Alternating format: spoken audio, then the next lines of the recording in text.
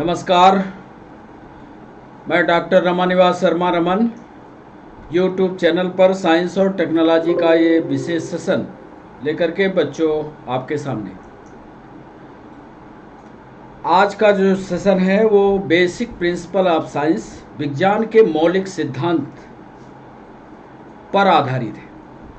विज्ञान के मौलिक सिद्धांत में बहुत सारा साइंस का बिंदु कवर होता है। मौलिक सिद्धांत का मतलब ये है कि इसमें जितने भी सिद्धांत, चाहे वो फिजिक्स से जुड़े हों, चाहे केमिस्ट्री से जुड़े हों, चाहे बायोलॉजी से जुड़े हों या टेक्नोलॉजी से जुड़े हों, सब कुछ इसमें शामिल किए जा सकते हैं। और आज जब हम MPPSC प्री का सिलेबस देख रहे थे तो उसमें था कि बेसिक प्रिंसिपल ऑफ साइंस पर प्री में एक चैप्टर ही अलग से आयोग ने शामिल किया। उसको ध्यान में रखते हुए, चूंकि MPPSC प्री की परीक्षा काफ़ी नज़दीक है, इसलिए हमने बेसिक प्रिंसिपल ऑफ साइंस को पढ़ाने का ये फैसला किया। बेसिक प्रिंसिपल ऑफ साइंस में फिजिक्स भी आएगी, केमिस्ट्री भी आएगी, बायोलॉजी भी आएगी। जितने भी सिद्धांत आएंगे वो सब के सब इस सेशन में शामिल होंगे। इसीलिए बेसिक प्रिंसिपल ऑफ साइंस में हमने कई पार्ट में आपको पढ़ाने का फैसला किया। आज बारी फिजिक्स की है। शुरुआत बेसिक प्रिंसिपल ऑफ साइंस में हम फिजिक्स से करने जा रहे हैं और फिजिक्स का वो चैप्टर हम आपके सामने रखेंगे आज जिससे आप काफ़ी परिचित होंगे, जिस पर MPPSC प्री ने इसके पहले कई सवाल पूछे। आज उन सारे सवालों का डिस्कशन आपके सामने रखेंगे। पूरे सेशन के दौरान पहले थ्योरी पढ़ाएंगे और फिर उन सवालों का डिस्कशन करेंगे जो MPPSC प्री में पूछे गए। 8 MCQ के साथ ये सेशन आज समाप्त होगा। इसके अलावा जो PNST वाले बच्चे हैं, नीट वाले बच्चे हैं, RRB वाले हैं या MPSI वाले हैं, उनके लिए भी यह सेशन उतना ही महत्वपूर्ण है जितना MPPSC प्री के लिए है, क्योंकि ऑब्जेक्टिव सवाल उनके लिए भी उतने ही महत्वपूर्ण होंगे, उतने ही आवश्यक होंगे। उनके भी परीक्षा में उतने ही सवाल पूछे गए। तो बेसिक प्रिंसिपल ऑफ साइंस में एक एक करके हम जितने भी सिद्धांत साइंस और टेक्नोलॉजी में पूछे गए, पार्ट 1, पार्ट 2, पार्ट 3 करके आपको आपके एग्जाम के पहले पहले पूरा करके समझा देंगे। तो बेसिक प्रिंसिपल ऑफ साइंस में आज पहले पार्ट में हम जो आपके सामने ले आ रहे हैं वो न्यूटन्स लॉ ऑफ मोशन है। न्यूटन्स लॉ ऑफ मोशन शुरू करें उसके पहले आपको बता दें कि चैनल को सब्सक्राइब करना, चैनल को लाइक करना, चैनल को शेयर करना यह आपकी जिम्मेदारी है। और ये हमारा सेशन शाम को 6 बजे लाइव होगा। आप हमारे साथ लाइव सेशन में जुड़िए। आपके दिमाग में कोई सवाल आता है, चाहे किसी से भी जुड़ा हो, साइंस से जुड़ा हो, टेक्नोलॉजी से जुड़ा हो, साइंस के कोर सब्जेक्ट से जुड़ा हो, फिजिक्स से, केमिस्ट्री से, बायोलॉजी से, आप कमेंट बॉक्स में हमसे सवाल पूछिए, हम उसका तुरंत जवाब आपको देंगे। तो चलें सेशन की ओर। Basic principle of science for MPPSC pre part 1। और आज शुरू करने जा रहे हैं Newton's law of motion. Newton's law of motion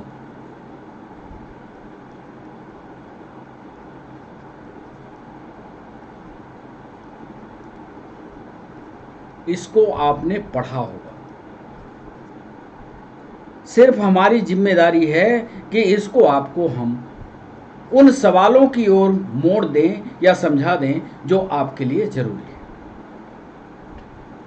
पहले पॉइंट में हम लिखने जा रहे हैं, न्यूटन ने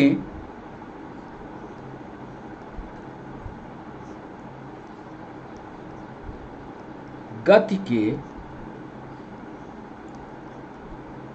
3 नियम दिए।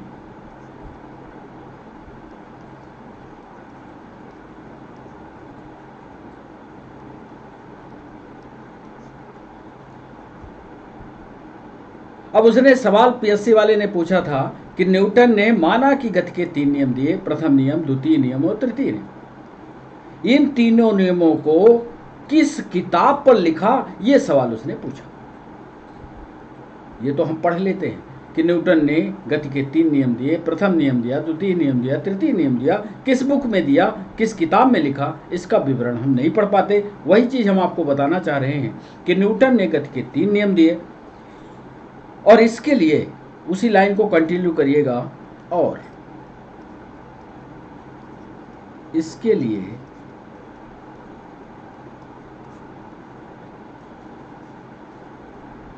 न्यूटन ने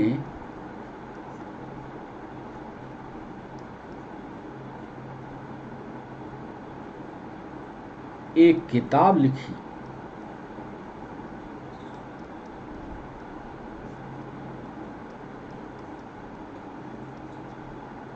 जिसका नाम प्रिंसिपिया है। प्रिंसिपिया।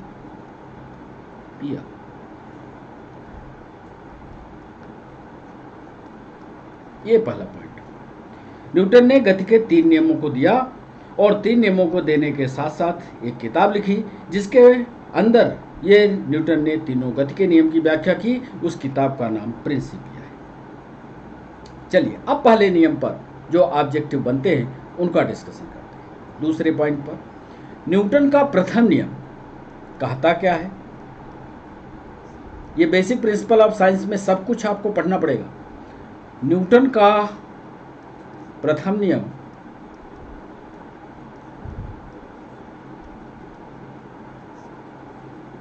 कहता है कि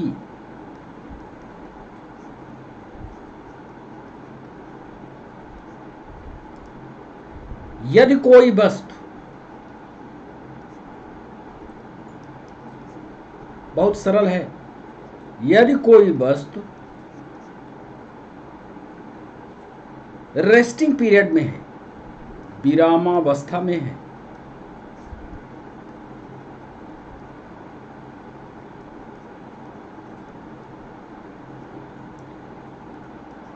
तो वह विरामावस्था में ही रहेगी, रेस्टिंग पीरियड में ही रहेगी।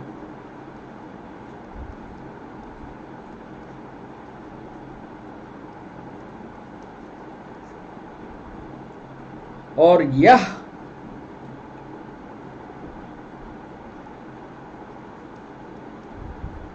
मतलब कोई वस्तु यदि विश्राम की अवस्था में है, खड़ी है, ध्यान रखना वस्तु की बात कर रहे हैं, यदि कोई वस्तु खड़ी है तो खड़ी ही रहेगी।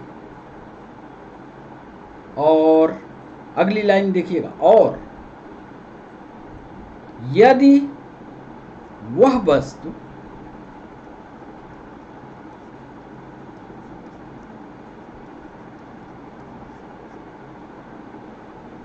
एक समान चाल से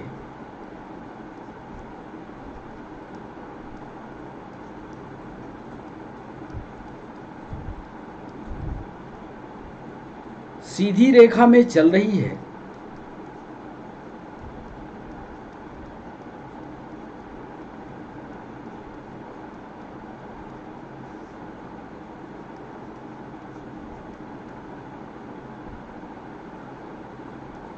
तो वैसे चलती ही रहेगी।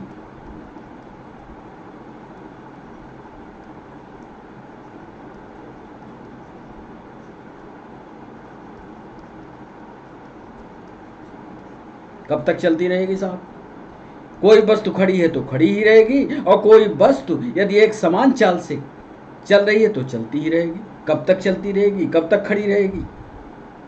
तो ऐसी चलती रहेगी जब तक, शर्त है, जब तक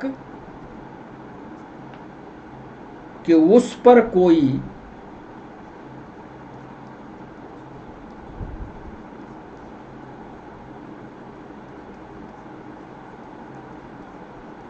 बाह्य बल ना लगाया जाए।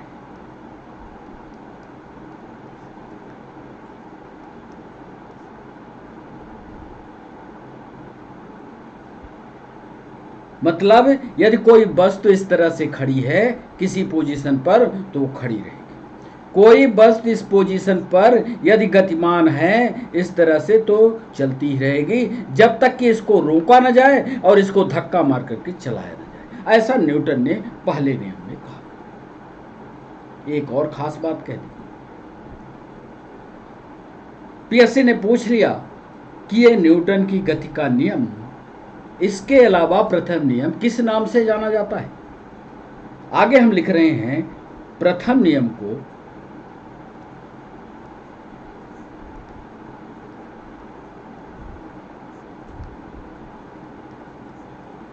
जड़त्व का भी नियम कहते हैं।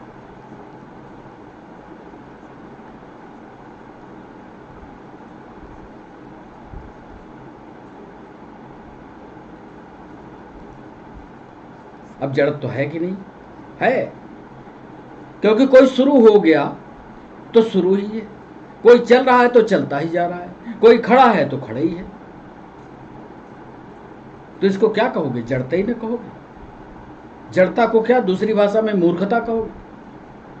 अब चूंकि ये वस्तु है, यदि कोई जिंदा आदमी होता, लाइव सपोर्ट पर होता, जीवन जिंदगी वाला होता और यदि वो ऐसा करता कि चल दिया तो चलता ही चला जा रहा है, बैठ गया तो बैठे ही है, तो मूर्खता कहलाएगा। इसीलिए प्रथम नियम को जड़त्व का नियम भी कहते हैं। सिर्फ इतना ही हमको बेसिक प्रिंसिपल ऑफ साइंस में पढ़ना है, न्यूटन्स के प्रथम नियम के बारे में। अगले पन्ने में हम आपको बताने वाले हैं कि इस प्रथम नियम के प्रमुख उदाहरण कौन कौन से हैं जिस पर उसने सवाल पूछा। प्रथम नियम के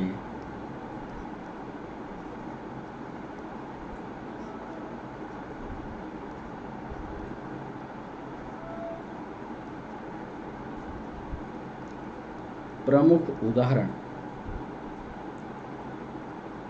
निम्नांकित हैं।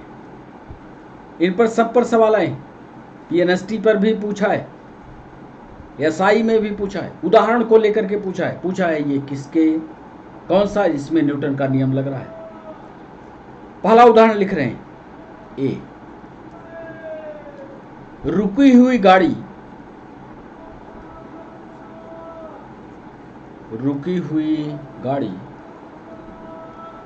अचानक चल पड़ने पर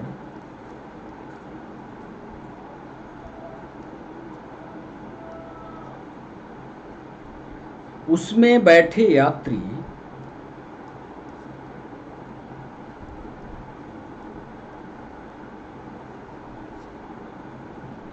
पीछे की ओर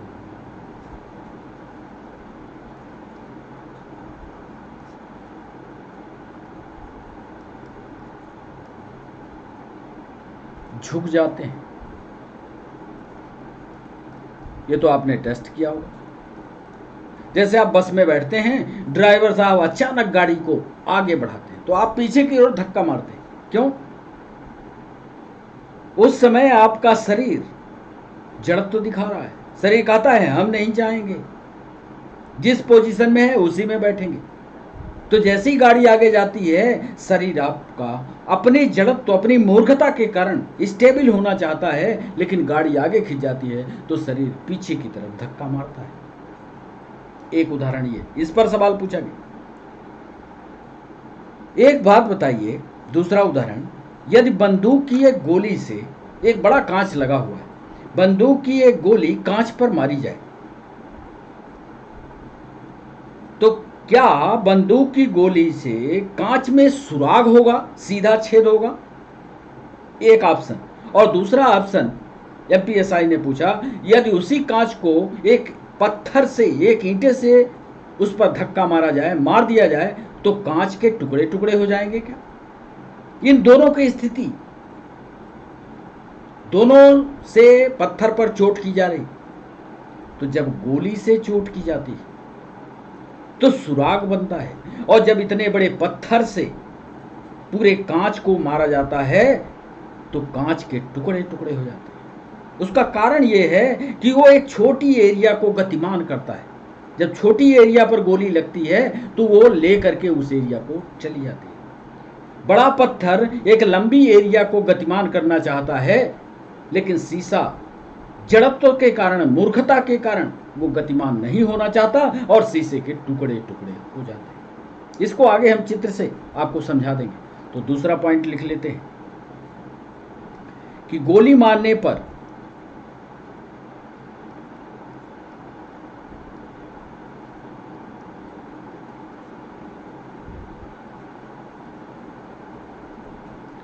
किसी कांच में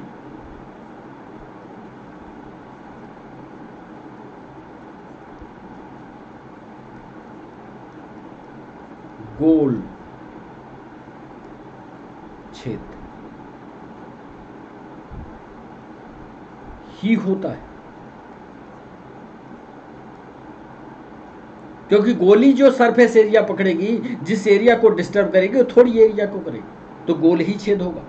जबकि पत्थर मारने पर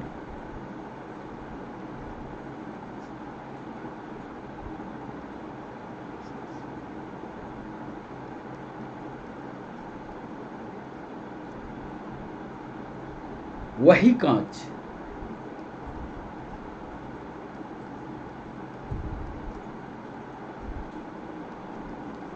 टुकड़े टुकड़े हो जाता है।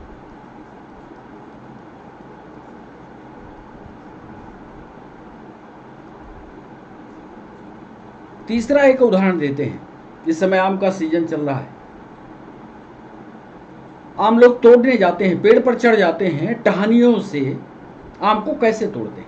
एक तरीका वो लगाते हैं, आम की टहनी को पकड़ते हैं और ऊपर नीचे उसको करते हैं। जब ऊपर करते हैं तो क्या होता है, आम के बीच का जो कनेक्शन होता है डाली से, उस कनेक्शन को आम के साथ गति देते हैं।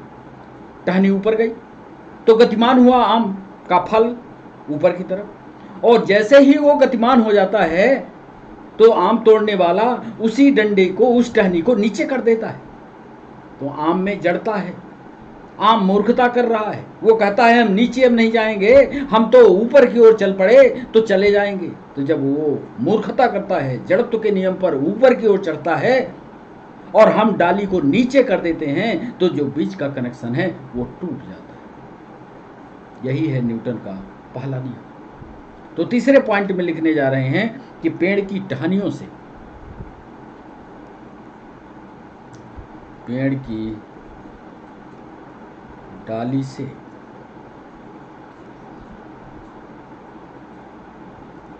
आम का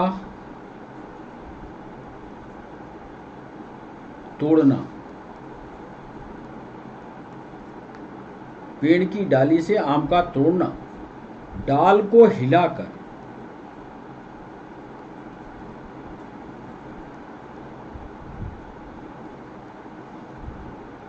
न्यूटन की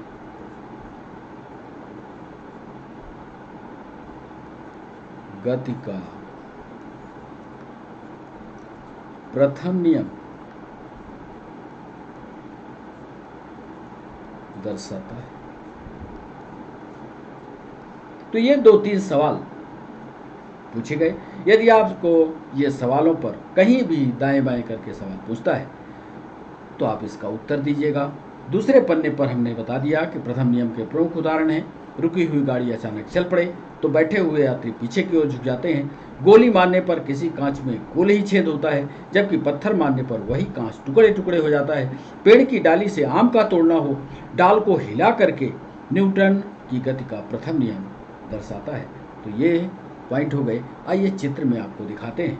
फर्स्ट ला, ये फुटबॉल है, एक टेबल पर रखी हुई, ये टेबल है, इस टेबल पर ये रखी हुई, तब तक ये रखी रहेगी, ध्यान से सुनना हमारी बात को, तब तक ये रखी रहेगी जब तक कि हम इस पर कोई बाह्य बल ना लगाएं।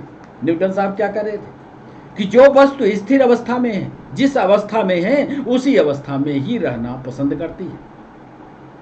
यही हमने अंग्रेजी में लिखा, एन ऑब्जेक्ट एट रेस्ट कोई भी चीज रेस्ट में ही रहना चाहती है, विल रिमेन एट रेस्ट, हमेशा रेस्ट में रहना चाहती है, अनलेस, जब तक कि net force acts on it, जब तक कि हम इस पर बल ना लगाएं।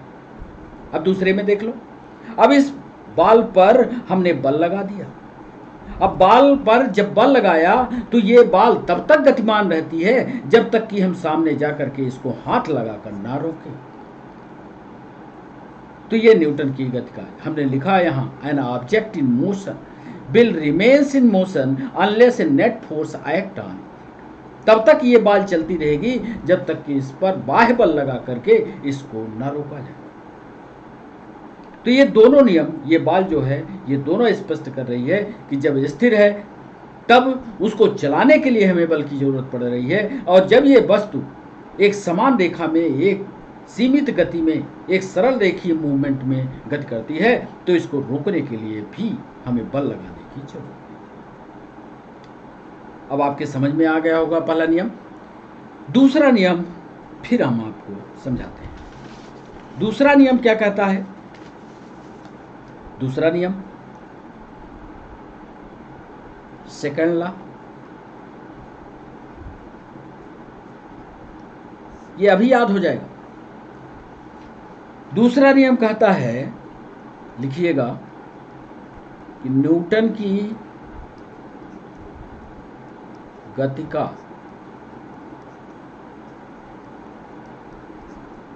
दूसरा नियम बताता है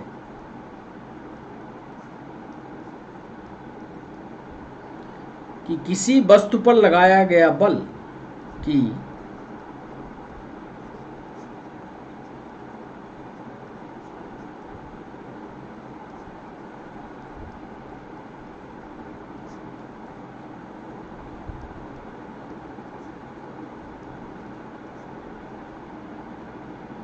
वस्तु के द्रव्यमान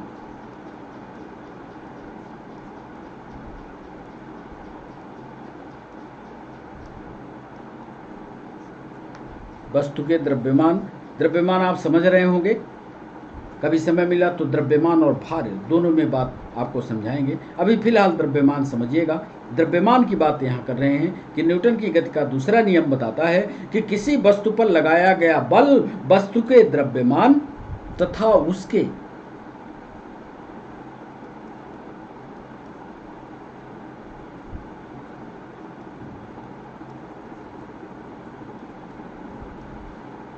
बल की दिशा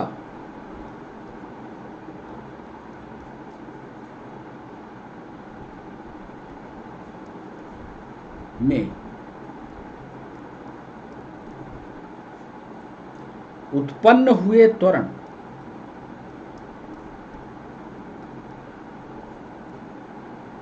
के गुणनफल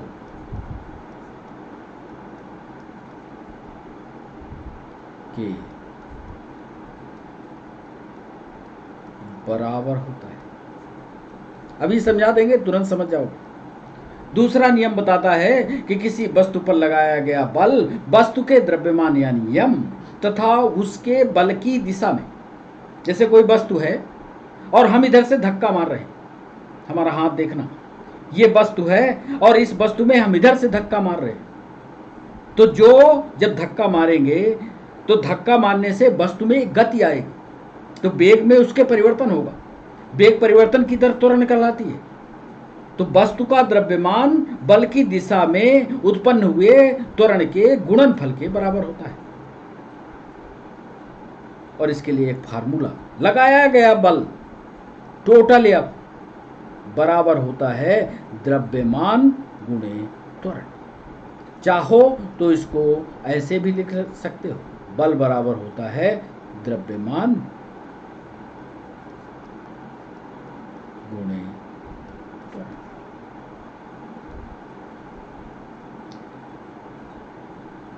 अब द्रव्यमान और त्वरण का उदाहरण कैसे बताओगे? जरा क्रिकेट के मैदान की ओर चले। क्रिकेट के मैदान में जब कोई छक्का मारता है, बॉल ऊपर चली गई, अब बॉल ऊपर से नीचे की तरफ आ रही है। मान लो एक खिलाड़ी कैच करना चाहता है, तो यदि खिलाड़ी उस बॉल को सीधा ऐसे हाथ लगा ले और कैच करे तो उसके हाथ में चोट लगेगी कि नहीं? और यदि वही बॉल को वो हाथ को धीरे धीरे पीछे, माने बॉल की गति की दिशा में पीछे ले जाए और फिर बॉल को पकड़े तो कम चोट लगेगी।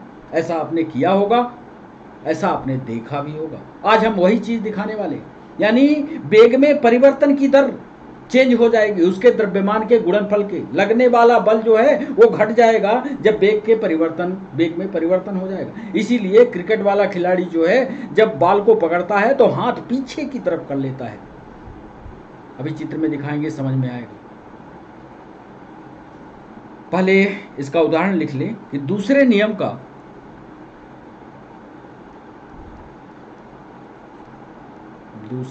का सबसे अच्छा उदाहरण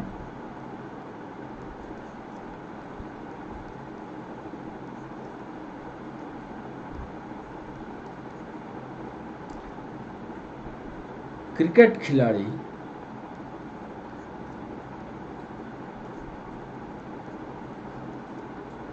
तेजी से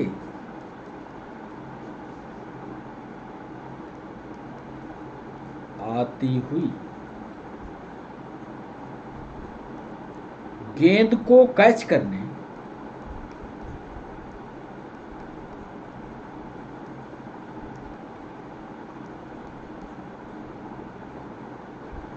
कैच करते समय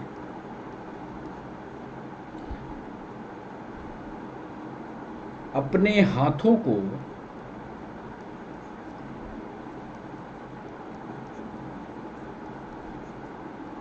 वेग की दिशा में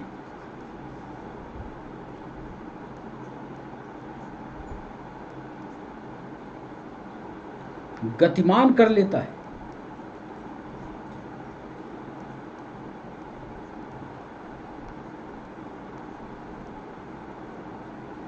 ताकि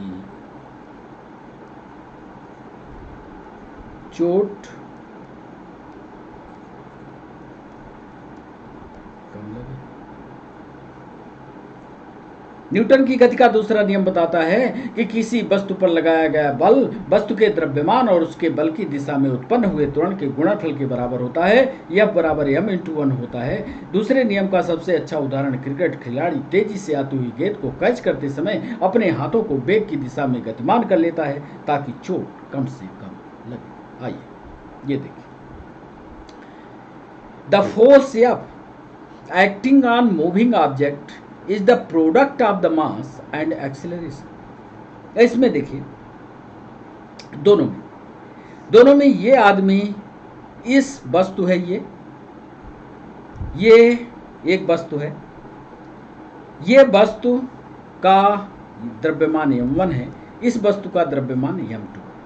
दोनों के अलग अलग द्रव्यमान है। इस द्रव्यमान की वस्तु में ये देखिए आदमी कम बल लगा रहा है, देख रहे हो ध्यान से, क्योंकि वस्तु छोटी है, कम द्रव्यमान की है, तो इसका एक्सेलरेशन भी कम।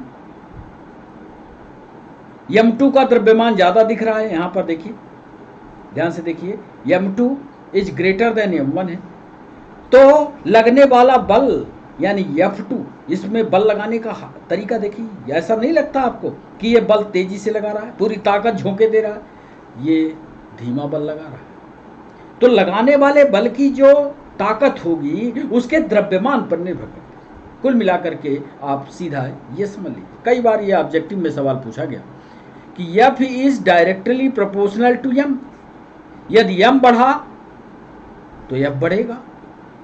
F is directly proportional to acceleration, यानी त्वरण बढ़ा तो बल बढ़ा। जितने आप बल लगाओगे वस्तु में वेग के परिवर्तन की या गति की तीव्रता उतनी ही ज्यादा हो। तो ये तो सीधा सवाल आप लगा सकते हो कि F सीधा समानुपाती होता है m से, F सीधा समानुपाती होता है a से। कई बार ये ऑब्जेक्टिव में, SI में, PNST में पूछे गए। तो इतनी गणित तो आपको समझ करके चलनी ही पड़ेगी। यदि मान लो हम आपसे पूछते हैं कि यदि F बराबर, आप जानते हो फार्मूला m/a होता है, आपसे पूछा जाए यदि किसी वस्तु का त्वरण बढ़ाया जाए तो उसके बल पर क्या परिवर्तन होगा, तो आपको सीधा जवाब देना चाहिए कि चूंकि F सीधा समानुपाती होता है A के, तो जितना A बढ़ेगा उतना ही F भी बढ़ेगा। यदि मान लो ऐसा ना होता, ऐसा लिखा होता F is indirectly proportional to A, यानी त्वरण, तो जितना ही आप त्वरण बढ़ाते उतना बल घटता चला जाता। इसी को कहते हैं व्युत्क्रमानुपाती। फिर कभी विस्तार से जब इसको हम आपको पढ़ाएंगे तो इसको भी सीखेंगे। तो ये न्यूटन का सेकंड लॉ। इसमें हमने चित्र एक क्रिकेट बॉल वाला आपको दिखाने की कोशिश की। ये बंदा सीधा खड़ा है, देख रहे हैं आप। यदि ये बॉल को पकड़कर सीधे हाथ में लेगा तो पक्का मानिए इसके हाथ में चोट ही का लगना तय लगेगी। तो ये क्या करता है, चूंकि बॉल बहुत ऊपर से आ रही है, बहुत बल के साथ है, उसमें गतिज ऊर्जा बहुत ज्यादा है, तो वो गतिज ऊर्जा को घटाने के लिए कि इसके हाथ में चोट कम लगे, ये जरा इस चित्र का अध्ययन कीजिए। ये हाथ को क्या कर रहा है, हाथ को बॉल की बेग की दिशा में ये पीछे की ओर खींच रहा है। जरा देखिए, ध्यान से देखिए। इसी को हमने इस चित्र को यहां भी दिखाया। ये देखिए, बेग की दिशा में ये हाथ को पीछे कर रहा है। और यदि यही हमने लिखा, ये fielder pulls his hand gradually, ऐसा नहीं कि सीधा खींच लेगा काम हो जाएगा, gradually pulls his hand gradually with the moving ball while holding the catch. Catch पकड़ने के लिए क्रम से यह अपने हाथ को पीछे की ओर खींचता चला जाता है। अब समझ में आ गया होगा। अब चलते हैं न्यूटन की गति के तीसरे नियम, थर्ड लॉ।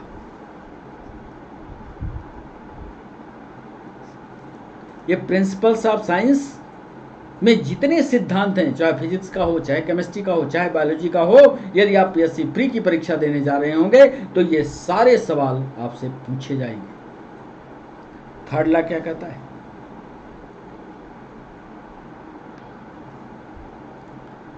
न्यूटन का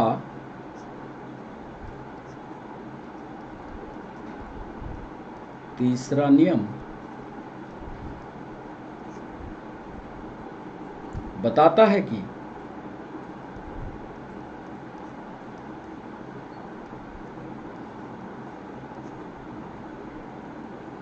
जब कोई पिंड, ध्यान से इसको समझिएगा, जब कोई पिंड, पिंड का मतलब वस्तु से, जब कोई पिंड दूसरे पिंड पर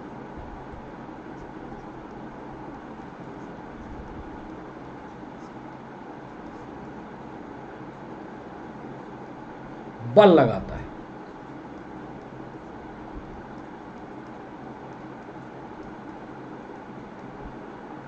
ये दो पिंड हैं मान लिया। अब ये वाला पिंड इस पर बल लगा रहा है। ध्यान से देखिएगा, न्यूटन की गति का तीसरा नियम बताता है कि जब कोई पिंड दूसरे पिंड पर बल लगाता है तो दूसरा पिंड भी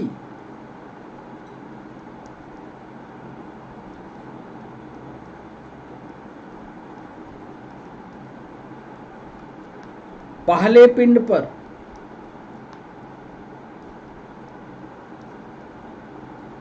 उतना ही बल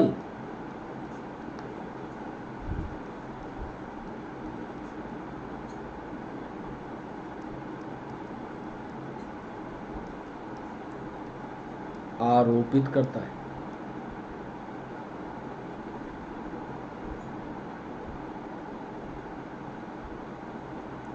जितना पहला वाले ने बल लगाया उतना ही ये भी बल लगाएगा पहले वाले पर। ये एक है, ये दो।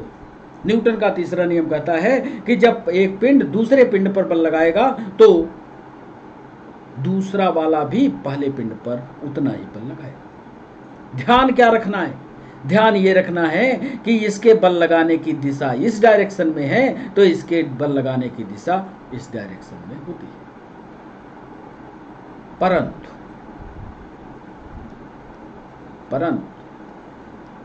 लिखना पड़ेगा, बल लगने की दिशा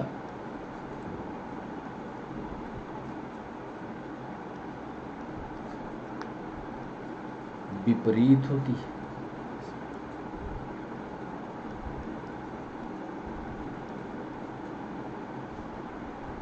मात्रा समान हो सकती है, लेकिन बल जरूर लगेगा, लेकिन दोनों बलों के लगने के जो डायरेक्शन होंगे वो विपरीत होंगे। ये तीसरा नियम कहलाता है। न्यूटन की गति का तीसरा नियम बताता है कि जब कोई पिंड दूसरे पिंड पर बल लगाएगा तो दूसरा पिंड भी पहले पिंड पर उतना ही बल लगाएगा, परंतु बल लगाने की दिशा विपरीत।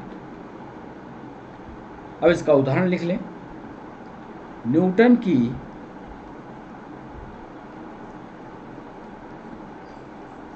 गति के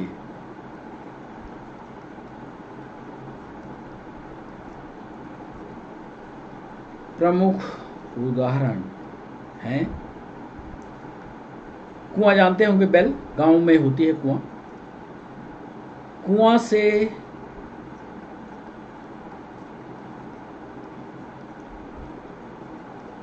पानी खींचते समय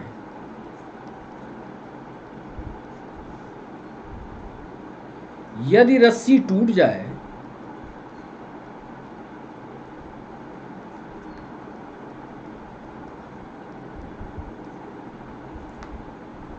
तो पानी भरने वाला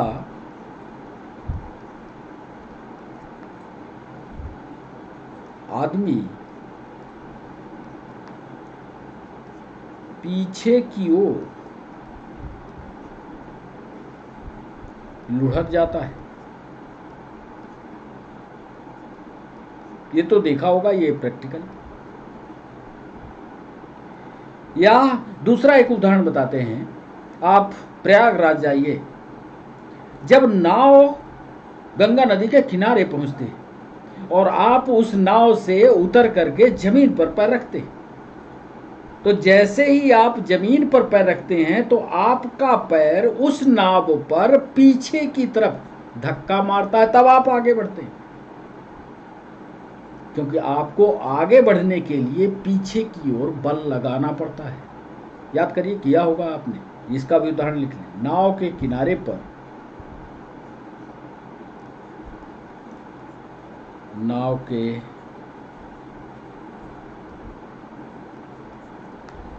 किनारे पर से जमीन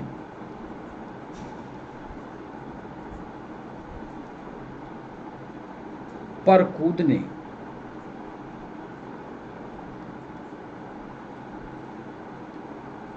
से नाव पीछे, कूदने से नाव पीछे हट जाती। अथवा एक उदाहरण और बता दें, रॉकेट का छूटना। रॉकेट का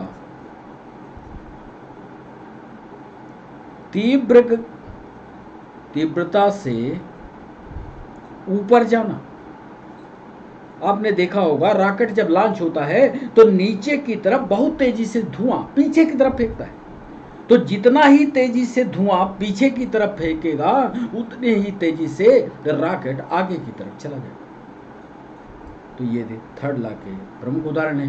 थर्ड लॉ में हमने आपको बताया कि न्यूटन की तीसरा नियम बताता है कि जब कोई पिंड दूसरे पिंड पर बल लगाता है तो दूसरा पिंड भी पहले पिंड पर उतना ही बल आरोपित करता है, परंतु बल लगने की दिशा विपरीत होती है। न्यूटन की गति के प्रमुख उदाहरण हैं, कुआं से पानी खींचते समय यदि रस्सी टूट जाए तो पानी भरने वाला आदमी पीछे की ओर गिरता है, नाव के किनारे से जमीन कूदने पर नाव पीछे हट जाती है, रॉकेट का छूटना, रॉकेट गतिमान हो जाता है, क्योंकि जितनी तेजी से हवा पीछे की ओर छोड़ेगा, रॉकेट उतनी ही तेजी से आगे की तरफ जाएगा।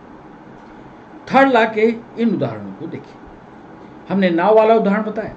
नाव वाले उदाहरण में ये बंदा, नाव यहां बंधी हुई है, ये बंदा, ये देखिए, जमीन पर पैर रख रहा है, या जमीन पर आगे बढ़ने के लिए जैसे ही यहां पैर रखेगा, एक बल नाव को पीछे की तरफ गतिमान कर देगा। क्यों कि ये आगे बढ़ने के लिए, ये पैर को आगे बढ़ाना चाहता है, तो ठीक उतना ही बल ये पैर पीछे की तरफ मारता है। ऐसे बंदूक की गोली तानते समय जिनको गोली चलाने का अनुभव होता है, वो तो अच्छे से चलाते हैं, और जिनको अनुभव नहीं होता, यदि वो पहली बार बंदूक लिए कंधे से लगाया तो सब ये कंधा उंधा उखड़ करके बाहर चला जाता है। आपने देखा होगा कि गोली जो चलाते हैं वो कंधे से चिपका करके रखते हैं।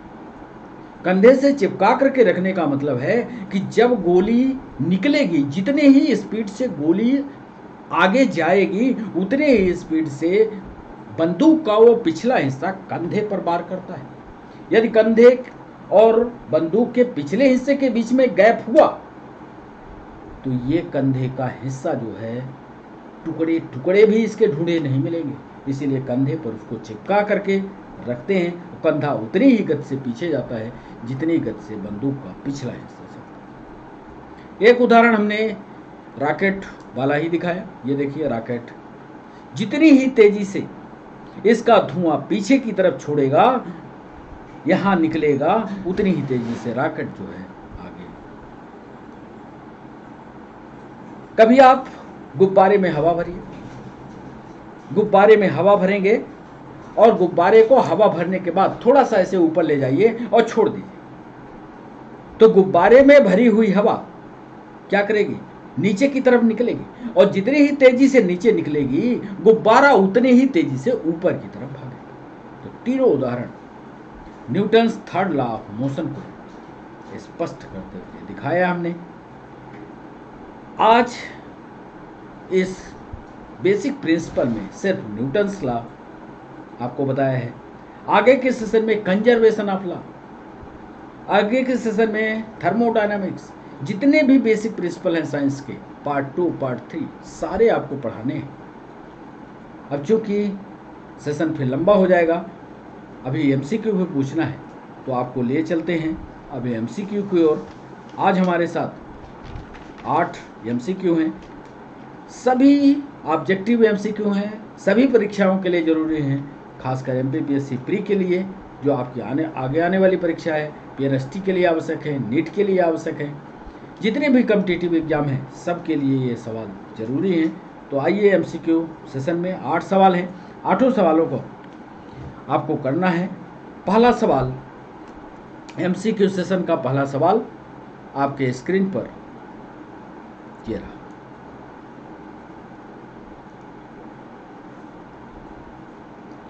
पहला सवाल हमने पूछा, प्रकाश वर्ष, इसको अंग्रेजी में कहते हैं लाइट ईयर,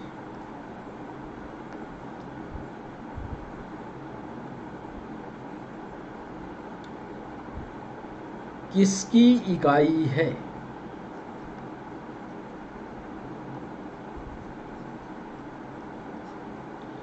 प्रकाश वर्ष या लाइट ईयर किसकी इकाई है? क्या यह डिस्टेंस की है, यानी क्या यह दूरी की है?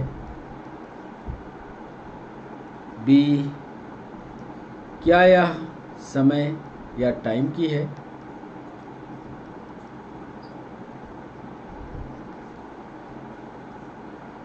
क्या यह द्रव्यमान की है या मास की है? और डी ऑप्शन दिया हमने, क्या यह तीव्रता की इकाई है या इंटेंसिटी की इकाई है? पहला सवाल हमने पूछा कि लाइट ईयर किसकी इकाई है, क्या यह डिस्टेंस की है, क्या यह समय की है। पीएनएसटी में भी सवाल पूछा है, एमपीएसआई में, एमपीपीएससी में भी सवाल पूछा गया कि लाइट ईयर किसकी इकाई है, डिस्टेंस की है, समय की है, द्रव्यमान की है, तीव्रता की है। साथ में इसका डिस्कशन भी पढ़िएगा क्योंकि पीएससी में ये खासा सिलेबस में लिखा हुआ है, बेसिक प्रिंसिपल्स ऑफ साइंस। तो ये पीएससी प्री के लिए आपको पढ़ना जरूरी है। उत्तर तो पढ़िए, उत्तर तो आप बता देंगे, पर इसका पूरा का पूरा विवरण भी आप पढ़िएगा, प्रकाश वर्ष किसकी इकाई है। दूसरा सवाल, 1 माइक्रोन लंबाई बराबर होती है, 1 माइक्रोन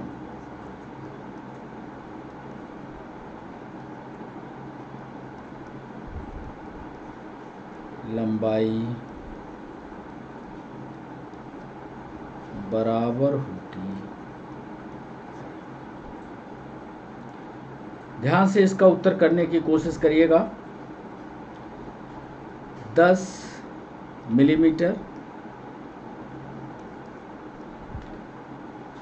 10 की घात -4 सेंटीमीटर,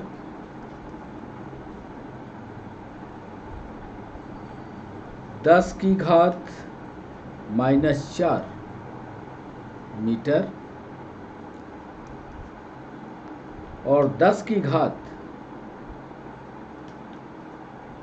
4 सेंटीमीटर। 1 माइक्रोन लंबाई बराबर होती है 10 mm की, 10⁻⁻4 सेंटीमीटर की, 10⁻4 मीटर की, 10⁻4 सेंटीमीटर।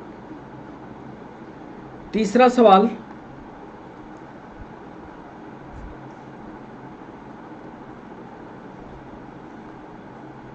डिस्टेंस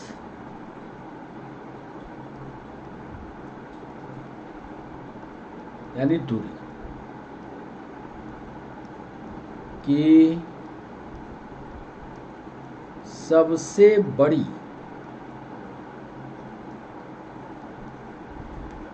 इकाई होती है।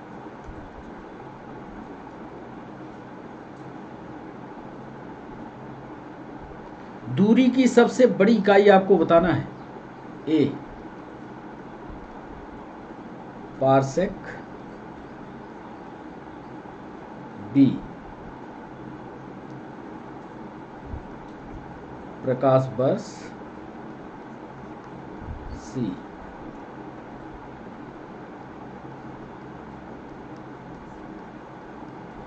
खगोलीय और डी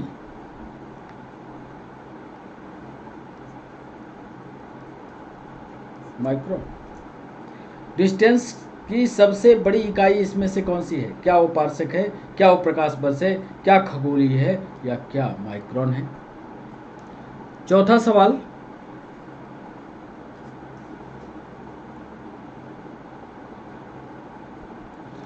निम्न में से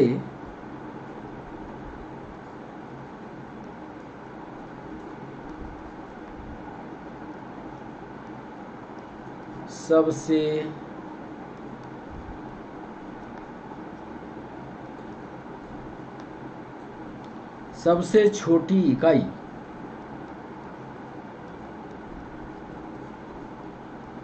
कौन सी है?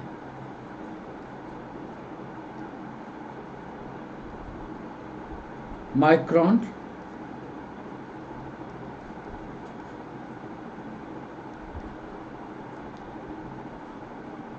Fermi,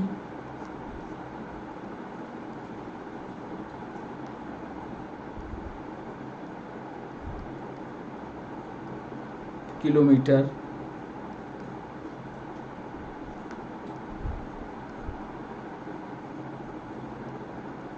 millimetre. निम्न में से सबसे छोटी इकाई कौन सी है? क्या वो माइक्रोन है, क्या वो फर्मी है, क्या वो किलोमीटर है, या क्या वो मिलीमीटर है? सबसे छोटी इकाई आपको बताना है। तो ये था चौथा सवाल। पांचवा सवाल,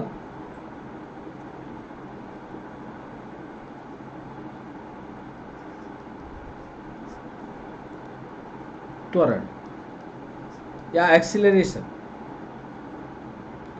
त्वरण की कौन सी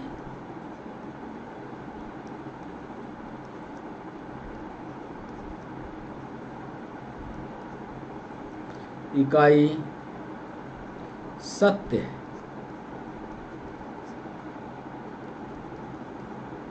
ध्यान से जवाब करिएगा। मीटर प्रति सेकंड,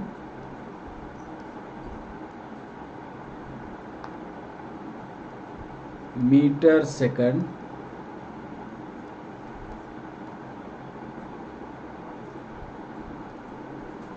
मीटर प्रति सेकंड स्क्वायर, और डी ऑप्शन हमने दिया, इनमें से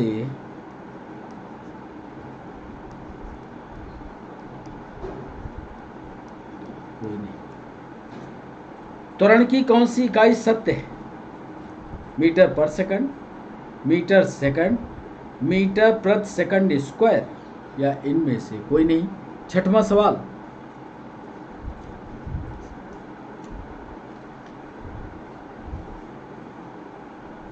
धारा की इकाई, धारा माने विद्युत धारा, धारा की इकाई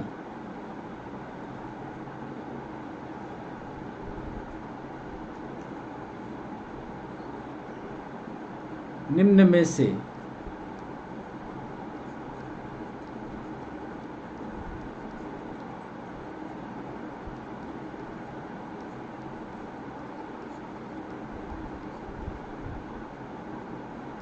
धारा की इकाई आपको बताना है।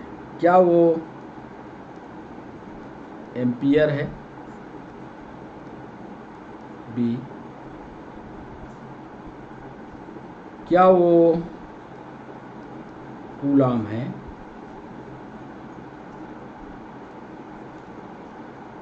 क्या वो वोल्ट है,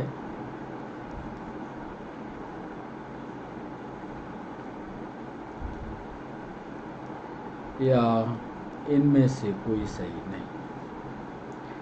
धारा या करंट, या आप इसको चाहें तो विद्युत धारा भी कह सकते हैं। विद्युत धारा की इकाई क्या, कौन सी? एम्पियर, कूलाम, वोल्ट या नन। सातवां सवाल,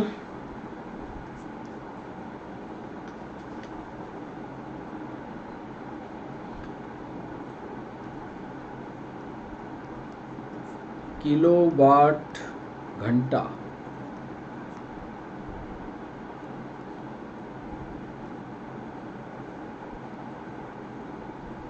निम्न में से किसकी इकाई? ए, विद्युत विभव,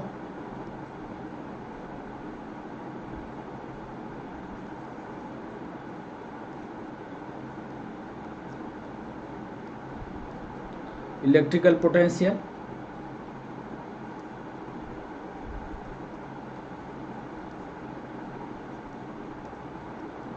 विद्युत ऊर्जा,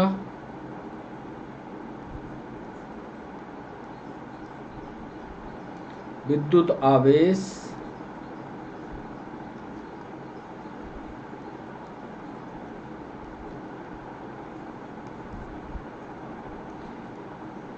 और अंतिम विद्युत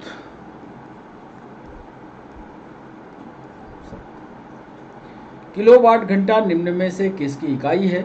यह आपको उत्तर बताना है। क्या वो विद्युत विभव की है, क्या वो विद्युत ऊर्जा की है, क्या वो विद्युत आवेश की है, क्या वो विद्युत शक्ति की है। और आज के सेशन का अंतिम सवाल, क्वेश्चन नंबर 8, प्रकाश वर्ष का उपयोग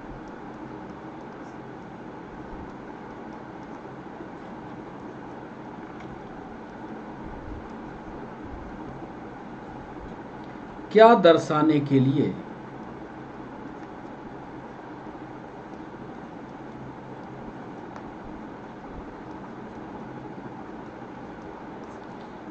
झारखंड पीएससी में पूछा गया है सवाल। प्रकाश वर्ष का उपयोग क्या दर्शाने के लिए किया जाता है? ए,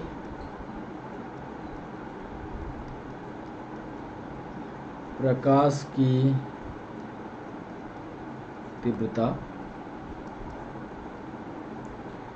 प्रकाश की चाल,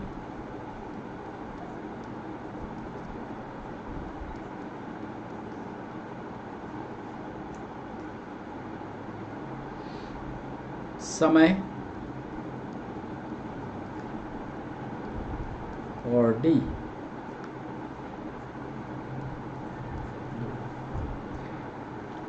प्रकाश वर्ष का उपयोग क्या दर्शाने के लिए किया जाता है, ये आपको बताना है। प्रकाश की तीव्रता, प्रकाश की चाल, समय और दूरी।